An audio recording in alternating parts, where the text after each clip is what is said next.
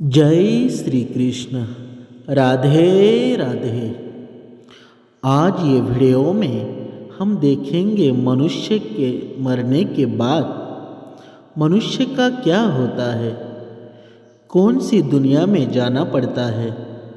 कहते हैं कि विधाता लिखता है, चंद्रगुप्त बाँचता है, यमदूत पकड़ कर लाते हैं और यमराज दंड देते हैं। मृत्यु का समय ही नहीं, स्थान भी निश्चित है, जिसे कोई टाल नहीं सकता। हिंदू धर्म में 3 देवताओं को दंड नायक माना गया है, यमराज, शनिदेव और भैरव। यमराज को दंड देने का अधिकार प्रदान है।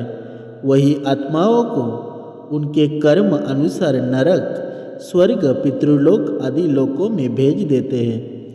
उनमें से कुछ को पुनर्धरती पर फेंक दिया जाता है। आओ जानते हैं मृत्यु के देवता यमराज के रहस्य को। मृत्यु के देवता और दक्षिण के दिक्पाल मार्कंडेय पुराण के अनुसार दक्षिण दिशा के दिक्पाल को मृत्यु के देवता को यम कहा जाता है। 10 दिशाओं के दिक्पाल ये हैं: इंद्र, अग्नि, यम, नैऋत्य, वरुण, वायु, कुबेर, ईश्व, अनंत और ब्रह्म। अभी जानते हैं यमराज का परिवार।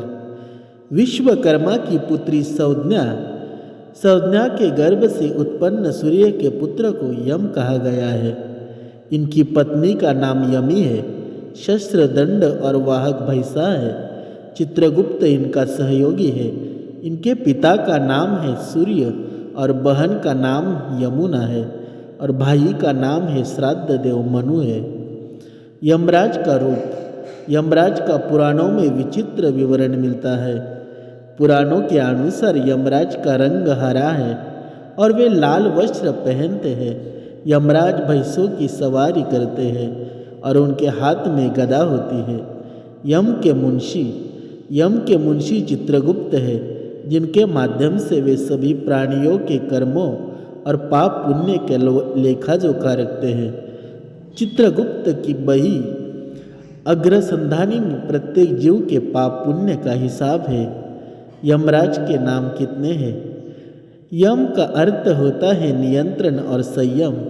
मृत्यु के देवता यमराज को धर्मराज भी कहा जाता है।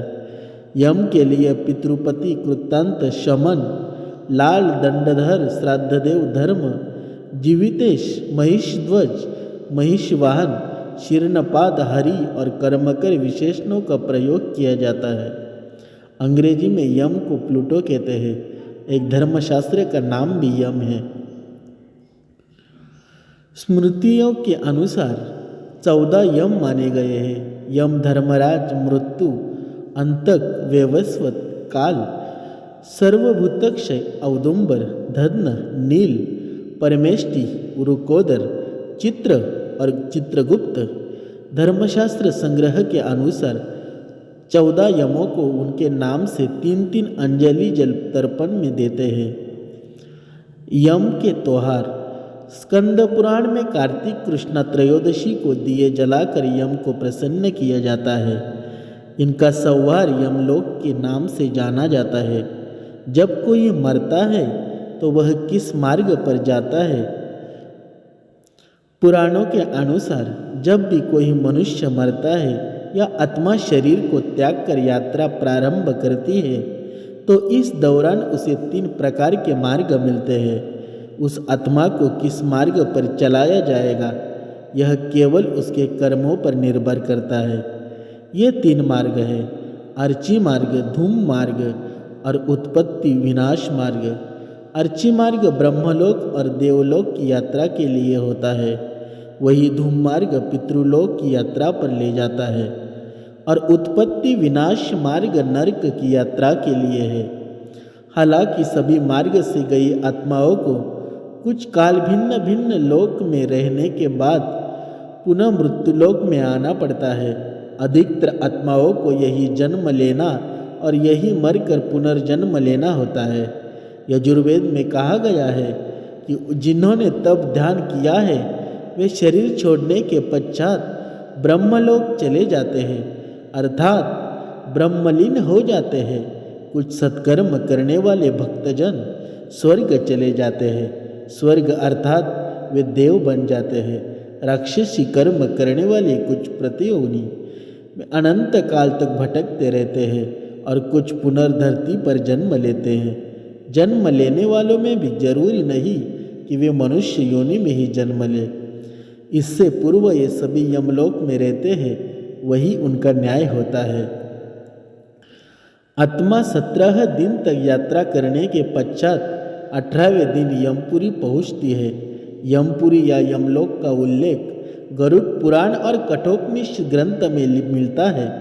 मृत्यु के 12 दिनों के बाद मानव की आत्मा यमलोक का सफर प्रारंभ कर देती है। पुराणों के अनुसार यमलोक को मृत्युलोक के ऊपर दक्षिण में 86,000 योजन दूरी पर माना गया है। एक योजन में करीब 4 किमी होते हैं। गरुड़ पुराण में यमलोक के इस रास्ते में वैतरणा नदी का उल्लेख मिलता है। वैतरणी नदी विष्ठा और रक्त से भरी हुई है। जिसने गाय को दान किया है वह इस वैतरणा नदी को आसानी से पार कर यमलोक पहुंच जाता है। अन्यथा इस नदी में वे डूबते रहते हैं और यमदूत उन्हें निकाल कर धक्का देते रहते हैं। यमपुरी पहुंचने के बाद आत्मा पुष्पोदका नामक एक और नदी के पास पहुंच जाती है, जिसका जल स्वच्छ होता है और जिसमें कमल के फूल खिले रहते हैं। इसी नदी के किनारे छायादार बड़ का एक वृक्ष है, जहां आत्मा थोड़ी देर विश्राम करती है। यहीं पर उसे उसके पुत्रों या परिजनों द्वारा किए गए पिंडदान और तर्पण का भोजन मिलता है, जिससे उसमें पुनः शक्ति का संचार किया जाता है। पुराणों के अनुसार यमलोक 1,00,000 योजन क्षेत्र में फैला और इसके 4 मुख्य द्वार हैं। यमलोक में आने के बाद आत्मा को 4 प्रमुख द्वारों में से किसी एक में कर्मों के अनुसार प्रवेश मिलता है। दक्षिण का द्वार 4 मुख्य द्वारों में से दक्षिण के द्वार से पापियों का प्रवेश होता है। यह घोर अंधकार और भयानक सांप, सिंह और भेड़ियों आदि तरह से भयानक जीव और राक्षसों से घिरा रहता है। यहाँ से प्रवेश करने वाली पापी आत्मियों को यह अत्यंत कष्टकार होता है। इसे नरक का द्वार कहा जाता है। यम नियम का पालन नहीं करने वाले निश्चित ही इस द्वार में प्रवेश करके कम से कम 100 वर्षों तक कष्ट झेलते हैं। पश्चिम का द्वार रत्नों से जड़ित है। इस द्वार से ऐसे जीवों को प्रवेश होता है जिन्होंने दान पुण्य किया हो, धर्म की रक्षा की हो और तीर्थों में प्राण त्यागे हो। उत्तर का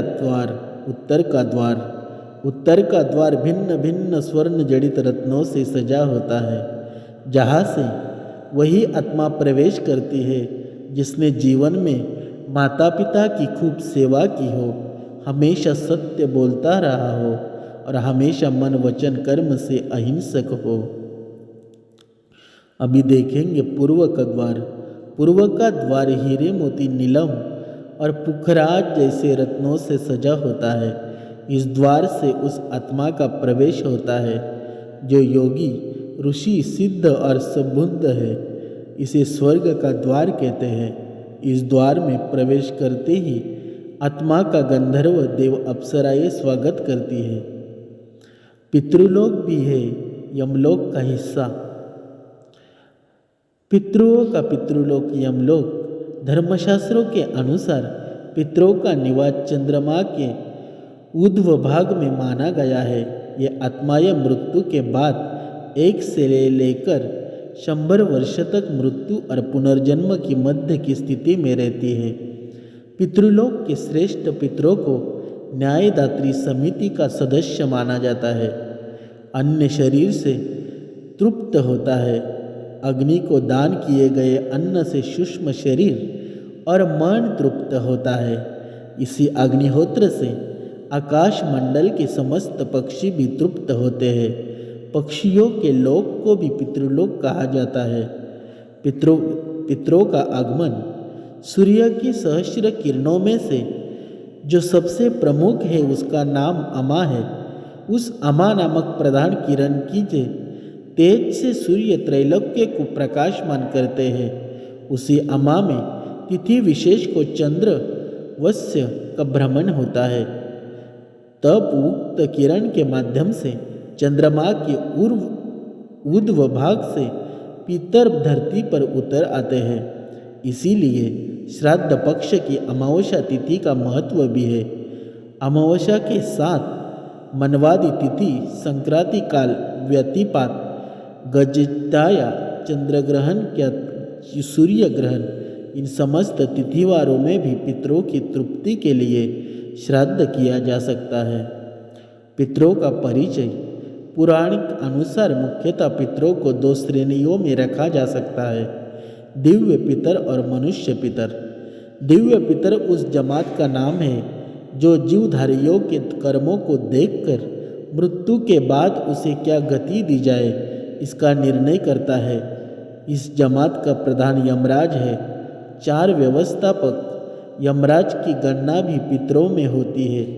काव्यवाणल, सोम, अर्यमा और यम, ये 4 इस जमात के मुख्य गण प्रधान है। अर्यमा को पितरों का प्रधान माना गया है और यमराज को न्यायाधीश। इन चारों के अलावा प्रत्येक वर्ग की ओर से सुनवाई करने वाले हैं, यथा अग्निश्व देवताओं के प्रतिनिधि, सोमसद या सोमपा साध्यों के प्रतिनिधि तथा बहिर्पद गंधर्व, राक्षस, किन्नर, सुपर्ण, सर्प तथा यशों के प्रतिनिधि है। इन सबसे गठित जो जमात है वही पितर है। यही मृत्यु के बाद न्याय करती है। दिव्य पितर की जमात के सदस्यगण अग्निश्वात, बहिर्पद, अज्जप, सोमेक्ष, रश्मिप, उपदूत, आर्यंतुन, श्राद्धभूत व नांदीमुख, ये 9 दिव्य पितर बनाए गए हैं। आदित्य, वसुद, रुद्र तथा दोनों अश्विनी कुमार केवल नांदीमुख पितरों को छोड़कर शेष सभी को तृप्त करते हैं। अर्यमा का परिचय। अश्विन कृष्णा प्रतिपदा से लेकर अमावस्या तक ऊपर की किरण अर्यमा और किरण के साथ पितृप्राण पृथ्वी पर व्याप्त रहता है। पितरों में श्रेष्ठ है अर्यमा। अर्यमा पितरों के देव है। यह महर्षि कश्यप की पत्नी देवमाता अदिति के पुत्र है और इंद्रादि देवताओं के भाई। पुराण अनुसार उत्तरा फाल्गुनी नक्षत्र इनका निवास लोक है। इनकी गणना नित्य पितरों में की जाती है। जड़ चेतन मयी सृष्टि में शरीर का निर्माण नित्य पितृ ही करते हैं। इनके प्रसन्न होने पर पितरों की तृप्ति होती है। श्राद्ध के समय इनके नाम से जलदान दिया जाता है। यज्ञ में मित्र, सूर्य तथा वरुणजल देवता के साथ स्वाहा का हव्य और श्राद्ध में स्वधा का काव्य दोनों स्वीकार करते हैं। सूर्य किरण का नाम अर्यमा। देसी महीनों के हिसाब से सूर्य के नाम है। चैत्र मास में धाता, वैशाख में अर्यमा, ज्येष्ठ में मित्र, आषाढ़ में वरुण, श्रावण में इंद्र, भाद्रव में विवस्वान, अश्विन में पूषा, कार्तिक में पर्जन्य, मार्गशीर्ष में अंशु, पौष में भग, माघ में त्वष्टा, यौ फाल्गुन में विष्णु। इन नामों का स्मरण करते हुए सूर्य को अर्घ्य देने का निदान है। आप सोचते होंगे यमराज का मंदिर कहाँ है। वैसे तो यमराज के खास 4 मंदिर है। एक मथुरा में विश्राम घाट पर, दूसरा ऋषिकेश में लक्ष्मण झूला पर, तीसरा तमिलनाडु के तंजावुर जिले में ऐसा धर्मराज मंदिर, एमा धर्मराज मंदिर। लेकिन इन सबसे जागृत है हिमाचल में भरमौर में स्थित धर्मराज यमराज का मंदिर। भरमौर हिमाचल। यम देवता को समर्पित यह मंदिर हिमाचल के चंबा जिले में भरमौर नामक स्थान पर स्थित है। यह मंदिर देखने में एक घर की तरह दिखाई देता है। इस मंदिर में एक खाली कक्ष भी है जिसे चित्रगुप्त का कक्ष कहा जाता है। इस मंदिर से जुड़ी मान्यता है जब किसी प्राणी की मृत्यु होती है तब यमराज के दूत उस व्यक्ति की आत्मा को पकड़कर सबसे पहले इस मंदिर में चित्रगुप्त के सामने प्रस्तुत करते हैं। चित्रगुप्त जीवात्मा को उनके कर्मों का पूरा बोरा देते हैं। इसके बाद चित्रगुप्त के सामने के कक्ष में आत्मा को ले जाया जाता है। इस कमरे को यमराज की कचहरी कहा जाता है। यहाँ पर यमराज कर्मों के अनुसार आत्मा को अपना फैसला सुनाते हैं। यह भी मान्यता है इस मंदिर में 4 अदृश्य द्वार है जो स्वर्ण, रजत, तांबा और लोहे के बने हैं। यमराज का फैसला आने के बाद यमदूत आत्मा को कर्मों के अनुसार इन्हीं द्वारों से स्वर्ग या नरक में ले जाते हैं। गरुड़ पुराण में भी यमराज के दरबार में 4 दिशाओं में 4 द्वार का उल्लेख किया गया है। मित्रों, पूरा यमलोक घूम के कैसा लगा? राधे राधे, जय श्री कृष्ण। अच्छे विचार और अच्छा आचरण मनुष्य को स्वर्ग के द्वार में ले जाता है।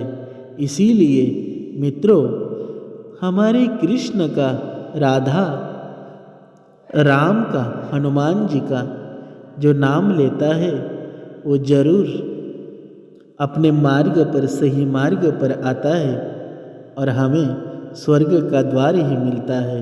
इसीलिए आज से दोस्तों, मित्रों, स्वर्ग के द्वार पर जाने के लिए हमारी नीयत और हमारे कर्म अच्छे होंगे तो ज़रूर हम स्वर्ग के द्वार से जाएंगे। तो इसीलिए आज से प्रारंभ करें। स्वर्ग के द्वार आपके लिए खुले हैं। आज अपने कर्म आपके हाथ में है। आज से कोशिश करें, हरि नाम का जप करें। राधे राधे, जय श्री कृष्ण, जय श्री कृष्ण। राधे श्याम, राधे श्याम। ऐसे ही वीडियो देखने के लिए हमारे चैनल को सब्सक्राइब कीजिए। जो भी वीडियो आने वाले हैं तो पहले आप देख सकें।